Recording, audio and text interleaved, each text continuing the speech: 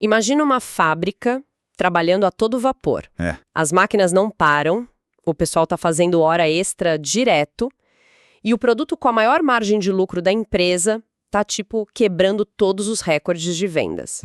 aquele cenário que todo gestor sonha, né? Exatamente. O galpão despacha caminhões e caminhões cheios desse item de luxo todos os dias. Só que aí, e é aqui que a coisa complica, ao final do mês, a diretoria olha para as planilhas e percebe que a empresa está simplesmente à beira da falência. A conta não fecha. Nossa, e o pior é que essa é uma situação que acontece no mundo real o tempo todo. E tudo isso porque, muitas vezes, gestores humanos confiam cegamente na intuição, sabe? Em vez de, confiar na matemática pura e fria. Pois é. A intuição grita pra gente que se um produto dá mais lucro por unidade, a solução mais óbvia do mundo é fabricar o máximo possível dele. Com certeza. Mas é justamente essa armadilha mental, tipo, essa heurística simplista que a gente usa para poupar energia cerebral, que acaba levando negócios gigantescos à lona. A nossa mente é, sendo bem sincero, péssima em calcular variáveis simultâneas quando existem gargalos ocultos no processo. Verdade. E é por isso que eu dou as boas-vindas a quem nos acompanha em mais um mergulho profundo, porque a nossa análise de hoje vai explorar justamente essas engrenagens invisíveis da tomada de decisão estruturada. Exato. Nós vamos destrinchar algumas notas fascinantes de pesquisa operacional que foram produzidas pelo Instituto de Engenharia de Produção e Gestão, o IEPG, da Universidade Federal de Itajubá. Isso. O nosso grande objetivo hoje é entender como pegar, todo esse caos das decisões empresariais e logísticas, onde tempo e dinheiro são sempre escassos, e transformar isso numa abstração matemática, uma que não apenas faz sentido, mas que revela a única resposta correta possível. E a ferramenta que o material da universidade detalha para fazer essa mágica acontecer chama-se Programação Linear, a sigla PL. O que a gente vai fazer aqui é basicamente desconstruir aquela velha crença de que a experiência de mercado, ou o famoso olhômetro, sabe? O famoso eu acho, né? Exato, eu acho.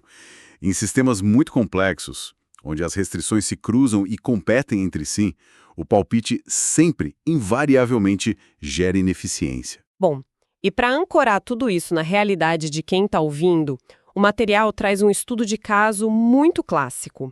É quase lúdico, mas tem implicações bem profundas. A gente vai passar os próximos minutos dentro da oficina de um fabricante de brinquedos de madeira chamado Giapeto. O famoso Giapeto. É ele mesmo. A gente vai usar a marcenaria dele para provar como a intuição falha e como a programação linear salva o dia. Mas antes da gente sentir o cheiro de verniz e serragem, eu acho que a gente precisa falar sobre a modelagem em si. Como que a gente sai da vida real e chega nos números? Então, as notas da universidade mostram um fluxograma muito interessante sobre como isso funciona na cabeça de um engenheiro. O texto divide a resolução de problemas em, digamos, dois grandes universos paralelos. De um lado, a gente tem o mundo real, que é caótico, barulhento, cheio de variáveis que não importam e muita emoção. E do outro lado, a gente tem o mundo simbólico, que é aquele reino imaculado da matemática. Tá, e o erro dos gestores é tentar resolver tudo sem sair do mundo real, certo? Perfeito. Eles olham para o chão de fábrica e tentam adivinhar a solução ali mesmo. Mas o método correto, segundo a modelagem, exige um desvio estratégico. A gente precisa capturar a situação real e passar por 4 passos mágicos de abstração. E quais seriam esses passos para quem está anotando? Primeiro, a gente define as variáveis de decisão. Depois, a função objetivo. Em terceiro, vem as restrições e, por último, as restrições adicionais. A gente arranca todo o ruído visual, isola só os números e cruza a ponte para o mundo simbólico. Ok, vamos destrinchar isso com uma analogia. Porque eu adoro uma analogia. Manda ver. Isso é tipo olhar para uma cidade caótica, super engarrafada e desenhar um mapa bidimensional, sabe? Você perde alguns detalhes estéticos, tipo as árvores e as fachadas dos prédios, mas ganha a capacidade de traçar a rota mais rápida. Mas aí eu te pergunto, a intuição não é suficiente em problemas complexos? A gente realmente precisa do mapa. A gente precisa muito do mapa. A intuição até funciona para ir na padaria da esquina, seguindo a sua analogia. Mas ela falha miseravelmente quando você tem, sei lá, dezenas de rotas, limites de velocidade diferentes e pedágios cruzados.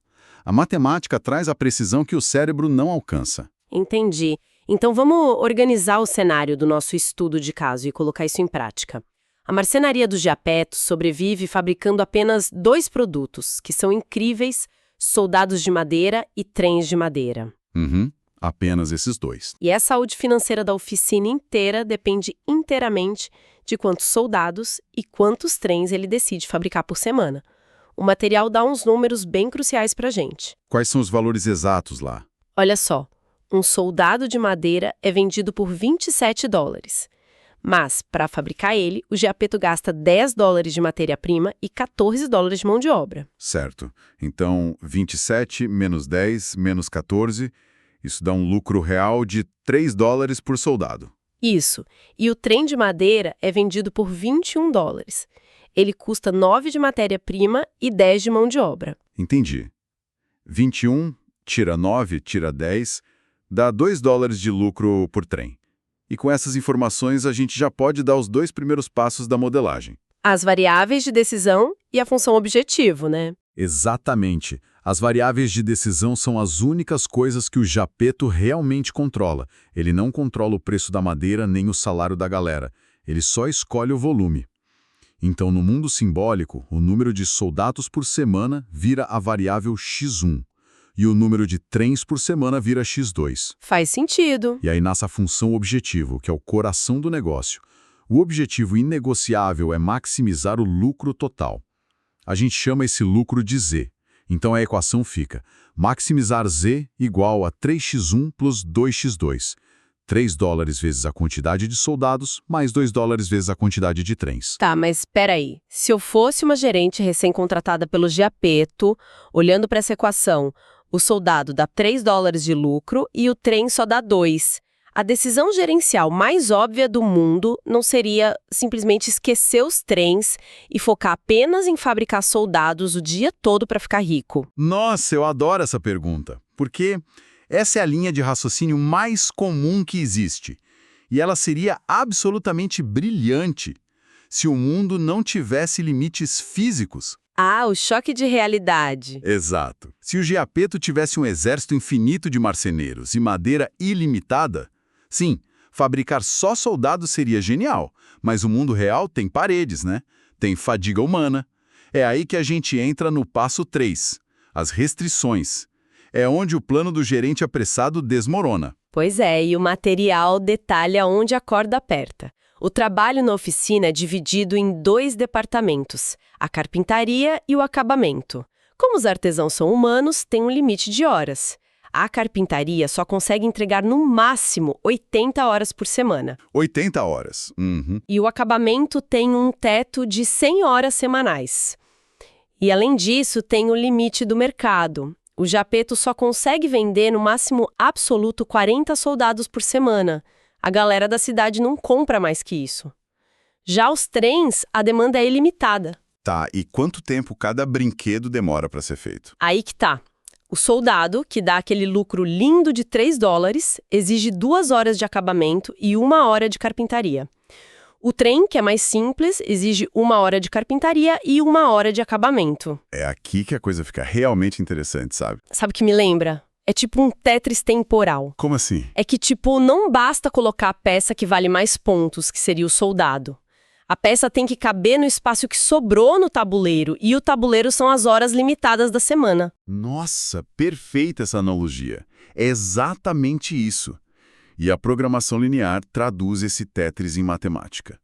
A restrição do acabamento, onde o soldado gasta 2 horas e o trem gasta 1, com um limite de 100 horas, vira uma inequação. 2x1 plus x2 igual a 100. Menor ou igual a 100 porque ele não é obrigado a usar tudo, mas não pode passar disso. Isso mesmo. E a carpintaria vira x1 plus x2 igual a 80. E o limite de vendas dos soldados, como fica? Simples. Apenas x1 igual a 40. O modelo está quase pronto. Só falta o passo 4. As restrições adicionais, que são aquelas regrinhas de que x1 e x2 têm que ser maiores ou iguais a 0, né? A tal da não negatividade. Isso, x1 igual a 0 e x2 igual a 0. Mas vem cá, por que a gente precisa avisar a equação que o Giappetto não pode fabricar menos 5 trens de madeira? Isso não soa como uma redundância boba? Tipo avisar um chefe para não usar ingredientes invisíveis? É, pra gente soa óbvio, mas lembra que a gente tá num mundo simbólico. Esse mundo não tem bom senso nenhum. Ah, entendi. A equação ficaria super feliz em calcular um lucro absurdo se pudesse usar matérias-primas negativas. Se você deixa fabricar menos 50 trens, a matemática entende que você está, sei lá, gerando antimatéria de tempo, criando horas extras mágicas na carpintaria para fazer mais soldados. A gente precisa botar essas barreiras explícitas para a equação, respeitar a física. Caramba, antimatéria de trens de madeira. Faz todo sentido agora. Então, a gente tem o pacote completo, a função objetivo e todas as inequações. E o material chama isso de programação linear, com ênfase no linear. Exato, porque todos os termos x têm expoente 1. Quando você desenha isso num gráfico, são só linhas retas. Não tem curvas malucas de inteligência artificial ou física quântica. É a estrutura clássica para quando você quer maximizar lucro com recursos limitados. E essas linhas retas no gráfico formam tipo um polígono, né? O polígono de soluções viáveis. Isso. Qualquer ponto dentro desse desenho é uma combinação possível de brinquedos. Mas a grande sacada, a magia da programação linear, é que o lucro máximo nunca vai estar no meio do polígono. A solução perfeita sempre fica numa das pontas, nos vértices. Então, em vez de testar infinitas combinações no escuro, a gente só checa as quinas do gráfico. Exatamente. Vamos testar a intuição daquele gerente apressado que queria fazer só soldados. Tá, ele faria o máximo que o mercado permite, que são 40 soldados. 40 soldados, vezes $3 de lucro, dá $120. Nesse cenário, ele gastaria 40 horas de carpintaria e 80 de acabamento. Iria sobrar um monte de horas ociosas na carpintaria e no acabamento. Pois é. E se ele fizesse só trens? 80 trens gastariam todas as 80 horas de carpintaria. 80 vezes $2 de lucro daria $160. Olha só! Fazer o produto menos lucrativo já rendeu mais dinheiro no fim do mês do que focar no mais rentável. Exato, porque ele gargala menos a fábrica. Mas a resposta de ouro não está nos extremos. Ela está no cruzamento perfeito das restrições. A matemática mostra que o ponto ótimo é fabricar exatamente 20 soldados e 60 trens. 20 soldados e 60 trens. Vamos fazer a conta. 20 soldados a $3, 60. 60 trens a $2, 120. Somando tudo, $180 por semana. No começo, de focar só no que dava $3, entregava $120 de lucro. A matemática entrega 180. O cara aumenta o lucro em 50% fabricando o triplo do produto teoricamente pior. É uma otimização invisível ao olho nu. E é aqui que a gente entra na fase final, que é o retorno ao mundo real. A interpretação. Porque, sabe, a resposta no papel é bonita, mas o desafio é convencer o pessoal da fábrica de que o trem é a prioridade, mesmo o soldado brilhando mais na vitrine. Com certeza. Tem um atrito cultural enorme aí, né? Explicar isso para a equipe, medir os tempos com precisão, mas recapitulando a nossa jornada de hoje, a gente viu como pegar uma situação gerencial difusa, cheia de ruídos de custos e produção, e transformar isso num pacote matemático elegante. E o mais legal é que todo mundo que está escutando a gente agora opera como uma pequena fábrica do Giapeto. Como assim? Os nossos recursos também são limitados. A gente tem nosso próprio tempo, energia, orçamento. A gente está sempre tentando maximizar alguma coisa sob várias restrições diárias. Entender que a vida tem esses gargalos ajuda a evitar aquele cansaço crônico, sabe? A sobrecarga. Nossa, muito verdade. A gente para de tentar enfiar o soldado gigante no espaço de tempo que não existe na agenda. A gente foca no limite que realmente importa. Exato. Tira um peso enorme das costas. Bom, e para fechar, eu queria deixar um pensamento um pouco provocativo para quem está acompanhando a gente e levar para a semana. Porque é o seguinte, Manda. matemático da programação linear assume que a gente já sabe exatamente o que quer maximizar. No caso do Giapeto, o comando era inquestionável. Maximizar o lucro, os dólares. A equação só obedece. Mas se fôssemos aplicar essa mesma lógica rigorosa à nossa própria rotina, qual seria a nossa verdadeira função objetivo? Nossa, profunda essa. Né? Será que a gente está gastando nossas horas limitadas de carpintaria e acabamento maximizando a variável certa? Será que a gente não está no piloto automático tentando maximizar só a produção de tarefas ou dinheiro, quando deveria estar otimizando saúde ou tempo com a família? Fica aí o questionamento para todo mundo revisar as próprias variáveis. Exatamente. Fica o convite e a gente se vê na nossa próxima análise profunda. Até lá! Até a próxima, pessoal!